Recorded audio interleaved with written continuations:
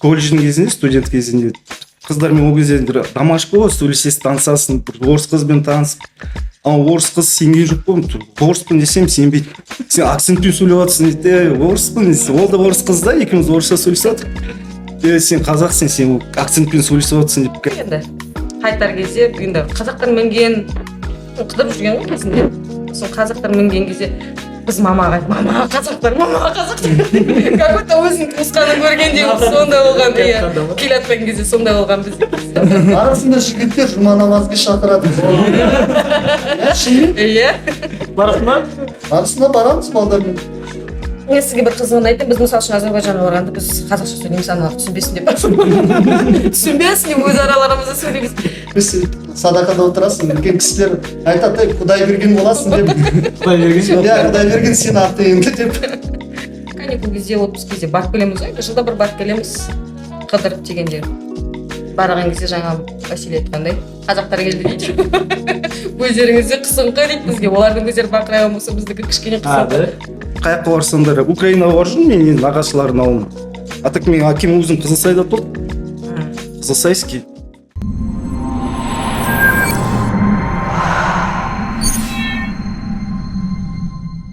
Добрый вечер, друзья. У нас сегодня подкаст. Сегодня наша тема «Дружба народов Казахстана», в том числе Жанаузеня. Итак, давайте знакомиться с нашими гостями. Слева от меня Василий, Вася, Айнура и Григорий, Гриша. Ал Мұрат барын қазақша сөйлейік.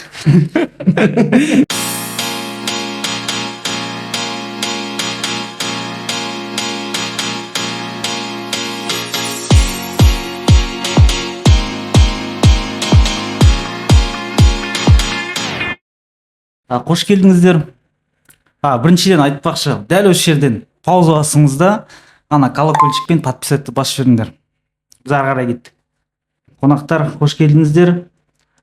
Бүгін енді ерекше подкаст. Біздің Жаңаөзен деген енді ерекше қала ғой, сондай. Әртүрлі ұлттар бар.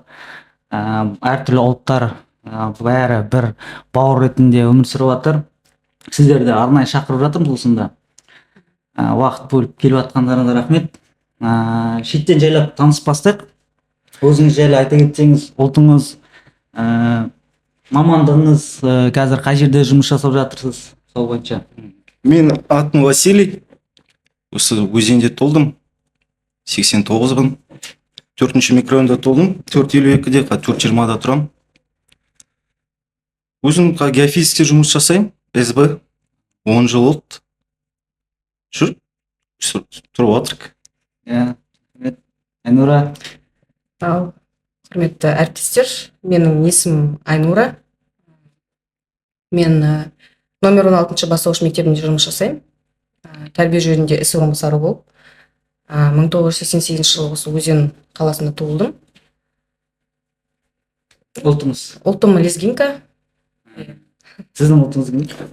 Менің ұлтым украинец деп тұр удостоверениеде. Бірақ менде 3 ұлтым бар өзім. Менің әкем метис, чечен мен орыс. Мамам украинка. Сосын баяғыда жыл сайын неге барамыз Украинаға? Летний каникулдарын. Сосын ол кезде Россия мен Чечня соғыс болып жатыр. Сосын удостоверениеге чечен деп жаздырған жоқ та. Себебі чечен деп жаздырсаң, Россиядан Украинаға бара алмайсың да. Россиядан граница өту үшін уже чеченсің, уже не вертяк да, в общем, сондай болды. Сосын украинец деп жаздырдым, бірақ өзімде 3 ұлтым бар. В общем, шешемнің Білмеймін, өзім қазақпын деп сеземін, өзімде бар ғой жалпы. Бет қайсыны алатынын білмеймін жалпы. Қазақ деп қабылдаймыз. Григорий, Гриша. Ассалаумағалейкумдер қонақтар. Мен өзім ұлтым украинец болады. Өзім 87-ші жыл боламын. Жалпы 339-да тұрамын, неше жылдар. Жаңаөзенде толдым. Өзім АЖТБ мекемеде жасаймын. АО «Земнайгаз», слесарь кепе, автоматика болды. Неше жыл, 17 жыл болып жатыр. Жұмыс істеп жатырмын. Жалпы мен бәрі сұрайды, жалпы құнан орыс деп беремін. Құнан орыс, бәрі сұрайды, құнан орыс. Бәрі шығады, мен ағам деп. Дұрыс. Жалпы енді басқа өңірдің адамдары қарап жатса, жалпы адайдың ішінде құнан орыс дейтін бір ру бар, соны айтып отырмыз енді. жалпы енді өзенде туып өстіңіз, өзенде жалпы өзге ұлт өкілінде өмір сүру қалай, жалпы дискриминацияның деңгейі қандай деген сияқты ғой. Енді бала кездерде бір қызықтар сондай бір нелер болған шығар, мүмкін жаңағындай кемсіту деген сияқты, енді балалықпен болған шығар, енді қазір таңда қалай деген сияқты ғой. Енді ондай дискриминация көрген жоқпын, шынымды айтсам. Тек кішкентай кезінде там не істемесе, өзі құрдастар прикол ұстамаса, былай деп, а так нормально. Өзің қалайсың, солай дейсің? Өзің как себя поставишь, солай болады да. Сосын білмеймін, қазір вообще дискриминация деген, или то, что мен қазақ тілін білемін ба, может содан ба, уже сезінбейді да маған. Нормально. Былай енді магазиндерге барасыз, тағы бір деме мысалға да, енді бұрын соңын сізді көрмеген, танымайтын адамдар мысалы кіріп келдіңіз, қандай кішкене? Мен сразу кіріп келгенде сразу саламатсыз деп көрсетемін да, қазақша түсінемін деп, чтобы не істемеу үшін да, непонятка там, алып қалмасын, там сразу кіремін да, саламатсыз типа көрсетемін да, қазақша сөйлей беремін деп. Енді ол өзен, жаңа өзенде ғой, жалпы басқа қалаға барған кезде қалай қабылдайды жалпы? Басқа қалада, ол жақта уже сен автоматически кіріп келгенде уже тоже саламатсыз деп амандасасың да, сенімен здравствуйте деп амандасады, сен уже автоматически саламатсыз дейсің да, типа қазақпен қазақша сөйлеп, орыспен орысша сөйлейсің ғой енді. Яғни қазақ қыздар тұрады, здравствуйте деп, саламатсыз деп айтасың, олар кәдімгі шокта болады жалпы. Ана сізге қалай жалпы, өзенде жалпы өзіңіз өзеннің қандай бір ерекше сондай тұстары бар, мысалға сіздің өзге ұлт ретінде сізді қалай қабылдайды, мысалы айналаңызда қазақтар көп па, или былай айтқанда өзге ұлттар көп па араласатын деген сияқты? Жалпы менің айналамда кілең қазақтар, мындай басқа өзге ұлт те болды. Енді бәріміз оқу бітіргеннен кейін бытырап кеткенбіз жан жаққа. Айналамда кілең қазақ. Енді өзім жаңа білім саласында жұмыс жасағаннан кейін енді жақсы қабылдайды мені деген, не знаю, ондай дискриминация деген нәрсе көрмедім. Енді балалық шағымызда бәрінде болған шығар, орыс деп айтатын. Орыс оңбаған, орысшаға қоймаған деп. Енді сондай детский безобидный заттар ғой. Иә, бірақ қазіргі таңда бұндай нәрсе жоқ, көріп жатқан жоқпыз. Басқа қалаларға барған кезде де таң қалып, кәдімгідей жақсы қабылдайды, жақсы қарайды. Даже комментарий айтып кетеді, біздің қазақтар өйтіп қазақша білмейді деп. Сізге қарағанда сіз жақсы білесіз деп не істейді. Құрметтейді, жақсы. Сіздің руыңыз кім? Менің руым құнан орыс. Любой жерге отырған кезде құнан орыс. Нағашылар романадай деп болады. 40 мылтық. Гриша, сен айтасың, да, дискриминация бойынша. Мен неше жыл, 35 жыл тұрып отырмын өзенде, ешқашан көрген жоқпын дискриминация. Өзім достар, мен қазақ жігіттер, бірге өсіп жүрдік, мектепте оқыдық. Қазір араласамыз достармен, қазақ жігітке тойға шақырады, как положено. Почетный гость бола береміз. Солай ғой. Иә. Жалпы енді біздің қазақта андаймыз ғой. Бір өзге ұлттың өкілі қазақша сөйлесе, кәдімгідей күшті қолымыз ғой. Хотя сәлеметсіз бе айтса, кәдімгі. Ол өзенде, мысалы, жаңа өзенде орыстар бәрі қазақша сөйлейді көбісін. Көбісі жастар бәрі сөйлейді, ол басқа қалада, мысалы, там, Қостанай, там, Ақтөбелерде, мысалы, орыс бала қазақша сөйлесе, сол кезде басқаша болады да. А біздің өзенде көбісі енді орыстар қазақша сөйлейді ғой. Иә. Ja, сол бір жағынан қуантатын сол, кәдімгі бір жақсы қабылдаймыз ғой енді. Бір қызық оқиға болған, айтып кетейін. Бір Россияның бір қай қаласынан, бір қаласынан нелер келеді жаңағыдай. Қазақтар бар ғой, ол жақта да жаңағы Оренбург бар, Астрахан бар, Курган бар. Соған қонаққа келеді, там бір тойға ма бір нәрсе келеді, и қасында бір орыс жігіт еріп келеді екен да қасына. И соған жаңа тойда бәрі такой орыс такой анағанда киініп бастады. Яғни кішкене шустрый орыс болған. Олғандай, қалай сендер мені не істеп жатсыңдар? Мен вообще-то қазаққа күйеу боламын деймін ғой, менің әйелім қазақ деймін ғой, аналар дейтін. Содан кейін ойбай күйеу бала деп. Иә, күйеу бала. Той біткеннен кейін давай біздің үйге бір мал сойып жатыр, келесі күні тағы екінші мал сойып шақырып жатыр, короче. Жаңа қасында адамдар біледі, на самом деле оның әйелі қазақ емес. Өшіштесі үндеме деп айтады дейді да. Сол сияқты сіздерде де бір қызықты оқиғалар болған болса, сонда айта берсеңіз де болады жалпы. Енді бүгін еркін тақырып. баяғыда бір не есіме түскен, жаңа колледжге түстім. КЗТК сол кезде колледж жаңа ашылып жатыр. Бірінші неміз студентпіз колледж. Сосын біздің колледж, оказывается, КЗТК 9 микрорайонда болды, оказывается, ол Қызылтөбеге не істеп жіберді, ауыстырып жіберді екен.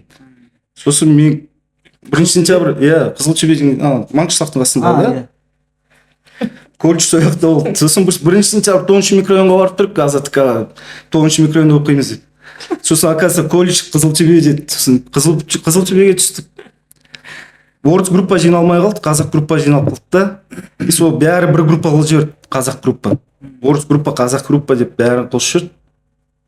И сол кезде жаңа отырып, бәріміз әлі ешкім танымайсың ғой, жаңа келдің группаға, отырсың. И завуч кіріп келеді, и там орысша түсіндіріп бастап отыр да, бәрімізге группада отыр. И тек жалғыз мен орыспын да сол группада. И сол орысша сөйлеп тұр да, бәрімізге бетіп тұр да. Мен үндемей отырмын, сөйлеп отыр. Сосын айтамын да, апай, мен қазақша түсінемін, қазақша айта беріңіз десем, бәрі группаластар бет қарайды да, еще мен группаластар. О, свой екен, ха-ха. Оказывается, апай өзі қазақша зорға сөйлейді екен ғой, орысша не істейді да өзі. Оған орысша ыңғайлы. Оған орысша ыңғайлы да, и ол жоқ, орысша жалғастыра берейін деп қояды да, сосын бәрі уже не істей жүрді да. Ұялып қалды да өзі сол кезде апай.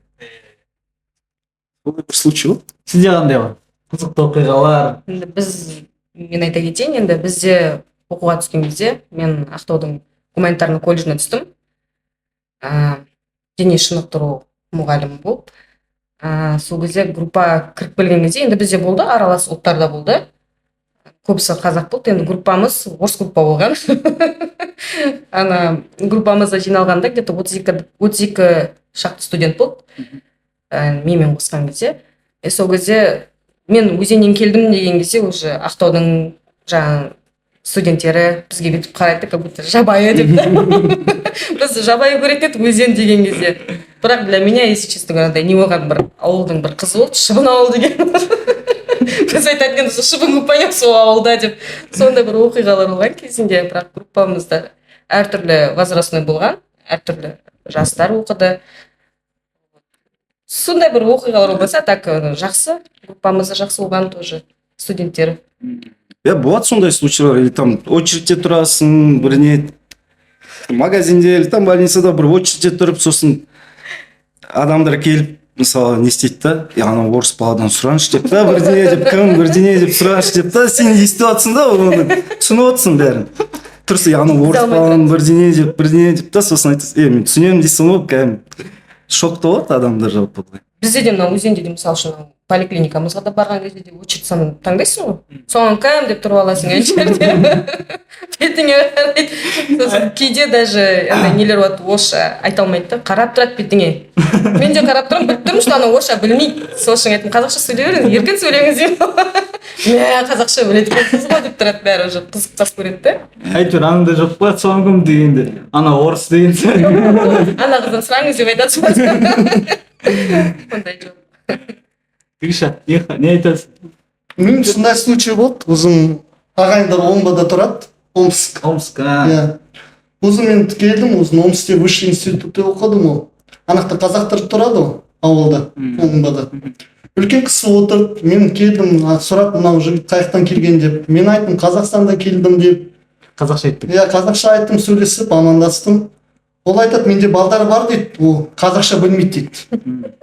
Сен бір рет балдарды үйретшеші дейді қазақша. Потом кешке мен үйде отырса, бір есік қағады. Үлкен кісі жеңгесі жіберді жаңа. Етке шақырған дейді. Соны көрдіңіз ба? Қазақстанға келіп жатыр орыс бала деп, украинец деп. Қазақша сөйлеп жатыр, сіздер білмейсіңіз деп. Соны пример істеді мені.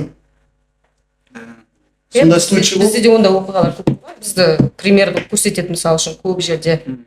Даже любой бір жерге жиналысқа барған кезде де, мысалы үшін қазақша түсіндіріп отырасың, түсініп отырсың ба деп. Түсініп отырмын, иә деп отырасың, айта берің деп. Сосын андай біреулер бар, түсінбей қалады, мысалы, то, что сен орыскинсің деп.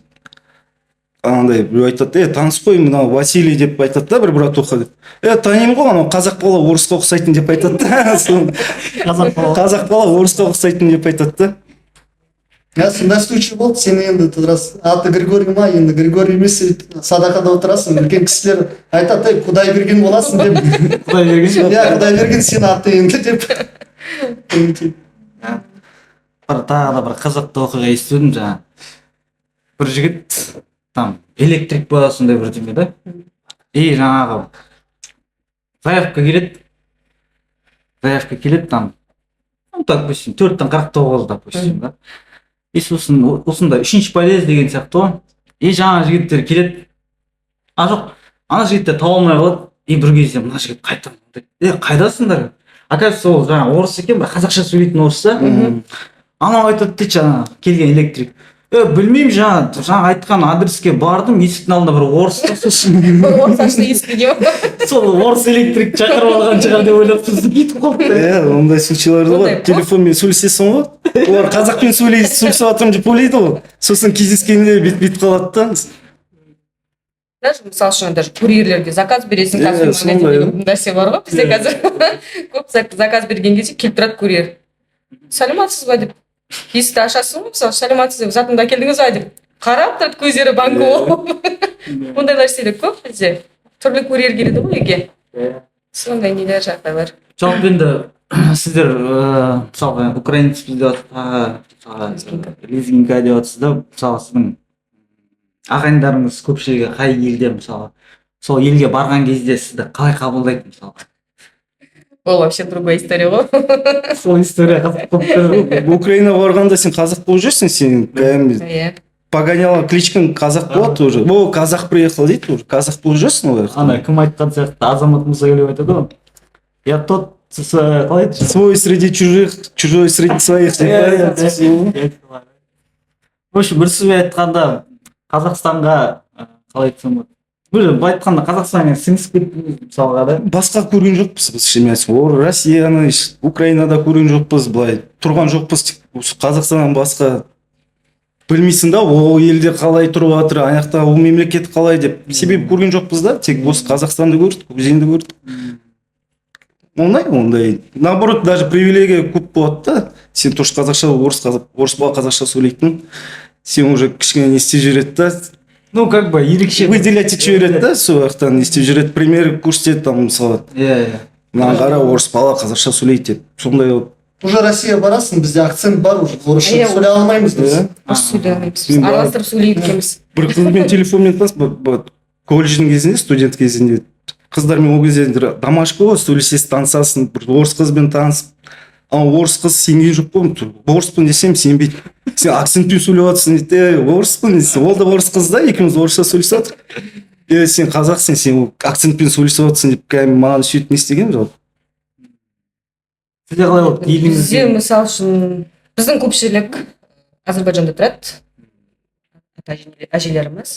Енді бізде каникул кезде, отпуск кезде барып келеміз ғой, жылда бір барып келеміз, қыдырып дегенде. Барған кезде жаңа Василий айтқандай, қазақтар келді дейді. Көздеріңізде қысыңқы дейді бізге. Олардың көздері бақырайған болса, біздікі кішкене қысыңқы. Отличаемся, оказывается, ондай. Бізде не ғой, күн постоянно. Бізде жел шаң болады, апталары бойы дейміз. Сол үшін көзіміз наңдап қалған дейміз бізде. Олардікі бақырайған көз, потому что природа, жаңағындай орман деген нәрселер бізге де ол қызық қой негізі. Сондай қазақтар келді деп айтады бізге де. Мана бір сөзіңізді айтып қалдыңыз да, әкеміз қайтыс болған кезде елге барып жерлеп келдік деп та. Сонда қалай ол барлық ұлттарда сондай нәрсе бар ма? Өз еліне барып жерлейді деген? Енді білмеймін, біздің әке шешеміз енді Әзербайжанда туылған адамдар. Енді оның өзінің ағайындары бар, ағалары бар. Олар сөйтіп шешті, олардың шешімімен енді біз айтамыз ғой, неге ояққа жерледіңіз деп, хотя мына Теңгеәулиеге жерлемейсің ба, бізде барып тұрар едік қой деп айтамыз ғой. Енді сіздің әкеңіздің ағалары ғой дейді. Мен оларға қарсы тұра алмадым, сол үшін сол жерге жерледік дейді. Пришлось. Просто не үшін сұрап отырмын, мен осы бірнеше рет естідім да сондай нәрсені. Шешен ұлттарында да сондай нәрселер бар. Елі деп алып кетеді ғой, енді ағалары сол жақта болған, сол көпшілігі сол жерде болғаннан кейін. Бірақ көпшілік ағайынның бәрі сол жақта. Біз ол кезде құртаймыз, біздің сөзіміз жүрмейді қазіргі деймін мысалы үшін. Ол кезде есебі жасымыз кішкене көп те болғанда, может быть, мында попросились бы деген деп та. Теңге ауылы деп, жерлем деп. Аман болайық, пока ол жаққа асып қоя қойық. Құдай сақтасын. Гриша, енді сенде қалай жалпы қаншалықты көп барып тұрасың ағайындарыңа, еліңе ме, қалай? Еліңе деген енді кішкене дұрыс емес Біздің еліміз Қазақстан. Құдай қаласа отпуск береді, мекемеде бара береміз қыдыр.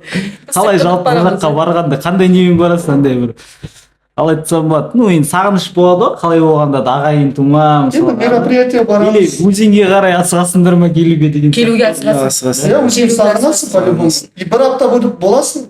Жетпелік пе сол бір аптаның өзі жетпейді ғой. Надоело шығып кететін. Ауылға барғым келетін. андай жағдайлар болады да, орыстар Россияға көшіп келеді да, сол жерде тұра алмай қайтып өзенге келеді да, сондай жағдайлар қалай? Бар ондай көп. Ондай таныстарымызда да бар. Сол түсіндірсеңіз. Кешірерсіз, бізде радиация. Біз отырып алып отырмыз барған кезде. Естігеніңіз бойынша олар не деп айтады? Келген адамдар. Ол жақта понятие басқа екен. Мен жаңа Менталитет басқа. Иә, менталитет басқа. Біз уже мына өзен менталитетіне, Қазақстан менталитетіне уже Үйренгенбіз. үйренгенбіз. Басқасын уже бізге как-то не чужое да уже. Қай жаққа барсаңдар, Украинаға барып жүрмін мен енді нағашылардың ауылына. А так мен әкем өзім Қызылсайда тұрды. Қызылсайский. Папаның інісі бар, туған болды. Ағайындардан басқа жоқ. Өзендеміз. Жерден адамдар бар ғой да, орыстар. Иә, мен атам Қызылсайда жалпы. Әжем, атам бәрі Қызылсайда. орыс болған. Сосын класстасым болды, тоже Татарстанға көшіп кетті ол. 6 ай тұрды ма, тұрған жоқ па, қайтадан келді. Тұра алмады ол Тұра алмайды жақта. ол. Уже менталитет, понятие басқа ол жақта уже сондай да. Сол үшін уже не істеп жүрді да, қой біздің. Ол жақта біздің темалар не катет. Иә, Мобилизация кезінде бізге орыстар келді ғой, Қазақстанға. Сонда Қазақстанның ішкі несін көрді ғой, тәрбиесін көрді, Иә. далада балдарды көрді. Сонда олардың бізге қарап көзқарасы басқаша да. Біздің қайткенде де біздің не бар ғой, дәстүр бар. дін бар, иә, да. уже қалып қояды да, ол сіңеді да ол адам. Оларға ол күшті болып көрінді да. Иә. Олар күшті. Біз араласамыз мысалы, олар айтады да. Бізде анандай жоқ дейді, біз баламызды бір көрші үйге апарған кезде дейді, біз көрші үйдің баласы мысалы үйде отырады да, оған тамақ бермей екен да ана жерде. Тамақ бермей екен да, бізде үйдің біреу Кіргізіп алып. Сол, кіргізесің ғой, обязательно. сондай бір нелер бар, қызықты жағдайлар бар. Сол үшін сол тұра алмай уже не істеп келеді да, қайтадан ауылына кетеді да адамдар уже. Жалпы Сәкең дәстүрді жақсы қозғап кетті. Біздің қазақтың салт дәстүрімен сіздің ұлтта салт дәстүрде бір ұқсастықтар бар ма, или ұқсастықтар болмаса да біздің қазақтың салт дәстүріндегі қай салт дәстүр сізге типа ұнайды, типа жақын, или соны ұстанасыңдар деген сияқты? Бәрін ұстанамыз. Біз басқасын көрген жоқпыз ғой, сен басқасын көрген жоқпыз. Біз мысалы үшін, например, лично мен өзім, мамам деген ағамды үйлендіріп жатқан кезде дәстүрді білмейді екен, ұмытып қалған.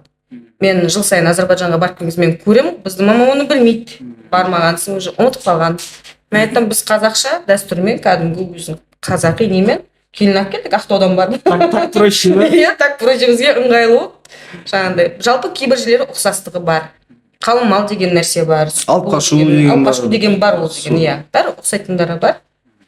Аз месе тамақтарында может быть айырмашылығы болса, а так бәрі ұқсайды, иә. Бәріміз ет жейміз ғой. Иә, бәріміз ет жейміз, бәріміз бешбармақ жейміз. Просто мысалы үшін қазақша бешбармақ десе бізде хинкал дейді, например. Сондай нелер бар да. Сізде магазинге барғанда халал колбаса сұрайсыз ба? Конечно. Конечно. Басқа жоқ ғой деймін. Халал ғой деймін. Халал жейміз біз Басқа деген. жоқ. Арасында жігіттер жұма намазға шақырады. Иә, шынымен. Иә. Барасың ба? Арасында барамыз балдармен. Жұмағали. Жұма намазға бару керек обязательно. Вася, сен осы жеңешең қазақ болды? Жеңешем қазақ, келін қазақ. Айтпақшы, бір нәрсе бар, айтып кететін нәрсе көрермендерге. Бізде Гриша мен Вася бойдақ. Так что давайте, адайлар. Қарап тұрыңдар. Мен бір қызық сұрақ қойғым келіп тұр, кішкене бір ыңғайсыздау енді да. Салт дәстүр деп отырып қой. Жалпы ана ер балдар 3 жаста ма, 5 жаста ма бір андай бар ғой, қазақтың дәстүрі бар ғой, мұсылманның, сондай орындалады олар да. Иә. Жақсы да. Жалпы енді былай кішкене ары қарай тарихқа кетсек те, жалпы қай жылдары жалпы Маңғыстауға аталарыңыз ба, мысалы әкелеріңіз ба, қалай келді, қандай жағдаймен келді, сол жағын айтып кетсеңіз.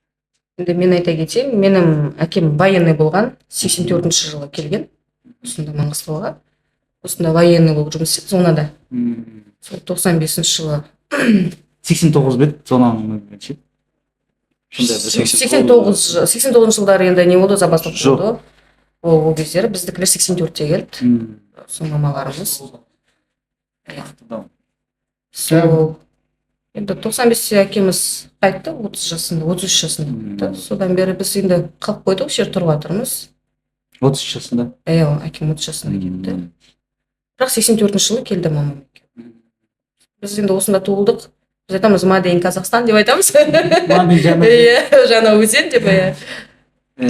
Гриша, Біз сол әкең военный болды да? Әкем военный болып, мамам 17 жаста баяғыда институт бітірді ғой. Советский Союз болып, бәрі направлениемен жүре берген. Жаңа өзен, баяғыда новый өзен деген. Осыған келген по направлению. Сол жылдар примерно да 80. Жоқ, енді махан где-то 47 жыл. Жасында? Не, 47 лет живет өзенде. 47 жыл өмір сүрді. Мен 35-те, әкем терісін 2009-да қайтты. Енді менің әкемнің де ағалары осында тұрған бәрі. Военный болған, Алматыға барған, біздің Алматыда служить еткен. Содан бері осында келген ғой. Осында жұмыс істеп, осында жұмыс атқарған кезінде. Ағалар да осында болған. Просто 89 жылы запасов қойған кезде кеткен. Сол біздің әкелеріміз қалып қойған, енді жұмыс жасап. Бәріміз семьяда қазақша сөйлейді. Мамам қазақша сөйлейді. Ағам қазақша сөйлейді. Мен сізге бір қызығын айтайын, біз мысалы үшін Азербайжанға барғанда біз қазақша сөйлейміз, аналар түсінбесін деп. Түсінбесін деп өз араларымызда сөйлейміз. Бір 97-ші жылы ма, 97-ші жылы біздің мамамның апасы келген осында. Ұрсай беретін, енді біз тентекпіз ғой, қырта болғаннан кейін. Сосын ана тетямыз түсінбеу үшін, апамыз түсінбеу үшін біз ортамызда қазақша сөйлегенбіз. Сосын мама жұмыстан келген кезде апам айтады ғой, мына балдар сен қазақша сөйлейді, мен түсінбесін деп па сөйлеп жатыр дейді да. Сөйтіп жалоба жасаған бізге кезінде. Сондай случай болды. Біз маханмен магазинге бардық, Россияда омсте. Магазинге махан кіріп жатыр ғой. Тоже орысша сөйлейді магазинде. Не зат керек сізге, что нужно деп. Махан қазақша айтады, маған сахар берін, 10 жұмыртқа берін, продавец анан қарап жатыр, не зат айтып жатыр дейді. Потом мен жаймен маханды. Махан айтады, сен қазақша сөйлеп жатсың ғой деп. Біз Россияда жүріп қой деп. Солай Россияда жүрміз, деп, кеттім ғой дейді. Сондай случай болды. Вот әйелдер жағдайлар көп болады. Үйде де кейде қазақша сөйлеп кетеміз. Не же говорю, үйде қазақша сөйлейміз в основном. Мен мамаға айтамын, сен или орысша сөйле, или қазақша сөйле, сен шала қазақсың сен деп. Біз сөйлейміз. Шала қазақсың дейміз біз деген.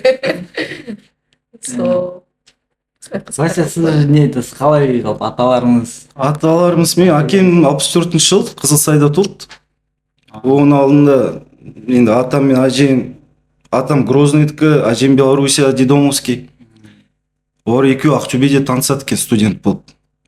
Сосын мияқта енді жаңа месторождение ашылып жатыр, там Маңғышлаққа деп жіберген ғой атам мен әжем.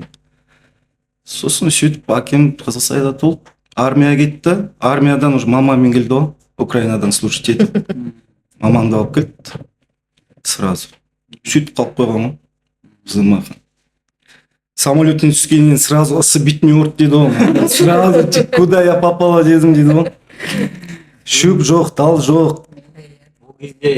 Ол кезде дым жоқ қой. Қалада көп болса бір мәшін болса, басқа мәшін болмаған. Это роскошь болған ғой. Сары ғой. Сары город қой. Шаң, апта бойы шаң, боран болып тұратын еді. Мектеп жабылатын еді ол кезде. Қазір мектеп жабылмайды. Ол кезде Ол кезде мектеп апта бойы, шаң да толы да? апталар тұратын еді, жабылатын еді. Бірақ қандай шаң болса, қандай ыстық болса да сізге ыстық болады. Ыстық, конечно. Ауыстырмаймын бұл қаланы ештеңеге. Маған енді өзге жерде жүргенде болса сағынып жүресіз ба? конечно сағынасың. Басқа жерде жүргенде 3 күннен кейін тұра алмайсыз, жүре алмайсың. 3 күнден қонақсың басқа барған жерге. Любой жерге барсаң 3 күн қонақсың. Қонақсың, иә. 4-ші күн. 4-ші күні домой, өзенге.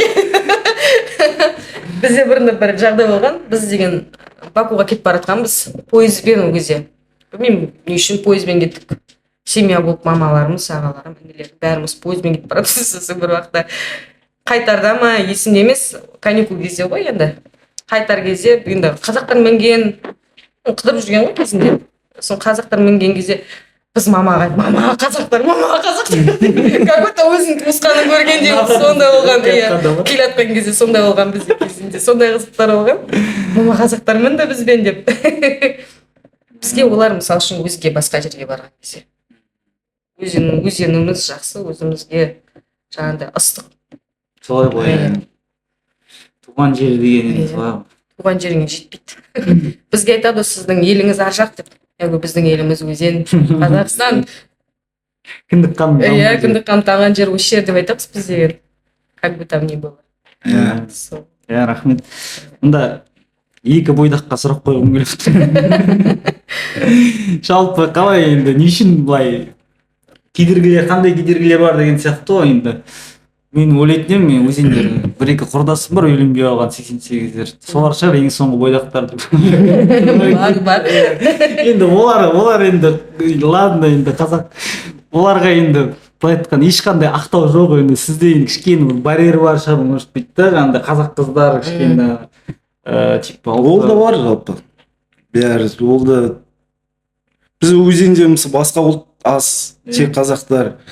А қазақ қыздар енді там басқа ұлтқа уже не істейді да. Әке-шешесі против болады, өзі қарсы болады, сондай болады да.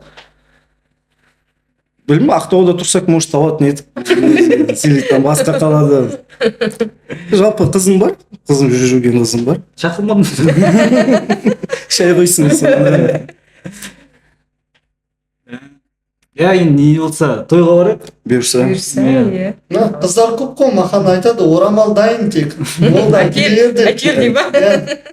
Қыздар көп, орамал дайын. Любой әкеле бер, иә, деп. Қалмалы Енді дайын. алып кетшісің. Енді кім, не тұрмыз енді.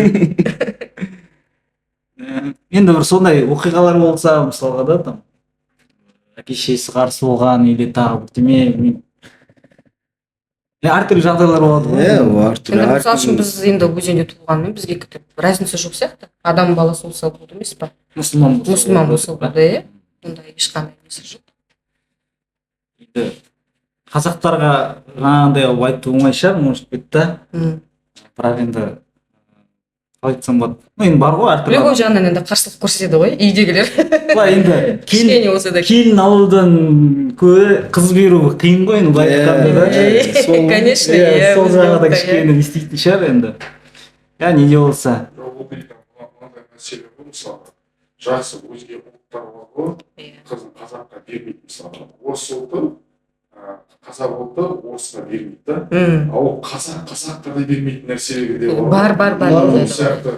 Сол ғой, иә. Семьяға байланысты, адамдарға байланысты ғой. Жағдайға қарай айтқандай. Той қашан енді?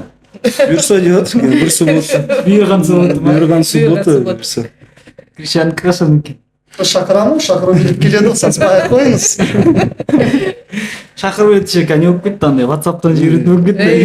Электронный. Электронный. бар, голосовой бар. Енді бізде қазақта андай ғой, той деген бар ғой енді. Шүкір енді барымыз ғой енді той дейтін. Той бітпесін, иә. Папка той, шапка той, сүндет той, тағы бірдеме той, короче. Қоныс той. Андай болады ғой енді біздің қазақ семьяда аптасына 2 күн демалыс қой, суббота воскресенье мысалы. Той садақа. 4 шақыру өт келіп тұрады. Суббота 2 шақыру өт, воскресенье 2 шақыру өт келіп тұрады. Еще андай да, бармасаң болмайды. Иә. Біздікі де солай, дос балдарым, класстастарым, группаластарым, дос балдарым, ауылдың браттары, братчикілері, інілері дегенде сөйтіп шақырады. Почти каждый суббота воскресенье. Ана тойға барасың да. Дәл солай. Мысалға Бір сағатына тойға көрінесің, ана сосын ана тойға барасың. Мысалға енді басқа қалаларда нелер бар ғой енді. Тек орыстар басқа ұлт демей ақ қой. Қазақтардың өздері мысалы ондай ағайын тума аз ба, либо білмеймін. Бірақ суббота воскресенье кәдімгідей демалады, там семейный пикник, там рыбалка, там бірдеме деп та. Бір жағынан қызығасың. Бір жағынан мынау да біздің неміз да, былай айтқан ерекшелігіміз. Олар да бізге қызығады. Да?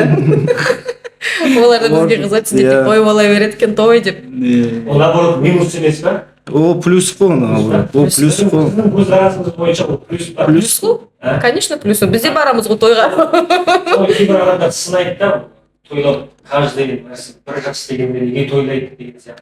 жоқ Жоқ. адамның өзінің несіне қарайды ғой Иә. жаңағындай айтып айтсам болады қалтасына қарай жаңағы жағдайына қарай егер жасағысы келсе жасайыншы бізге де қуаныш қой ол деген Иә. неге бармаспыз бірде болған Ерсай мекемесінде бір осы жұмыс жасайды да. Аха.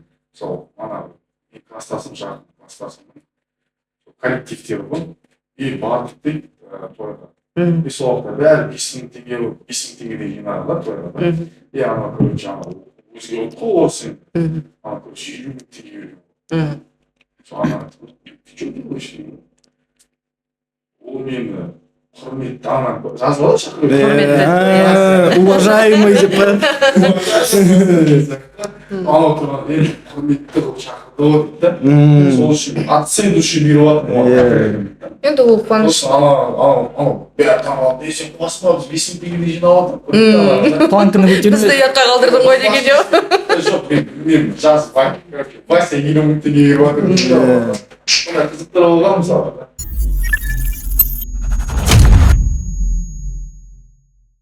құрметті достар, біздің демеушіміз Софистура компаниясы және Soft Coffee. Құрметті қонақтар, енді қош келдіңдер, рахмет уақыт бөлгендеріңе.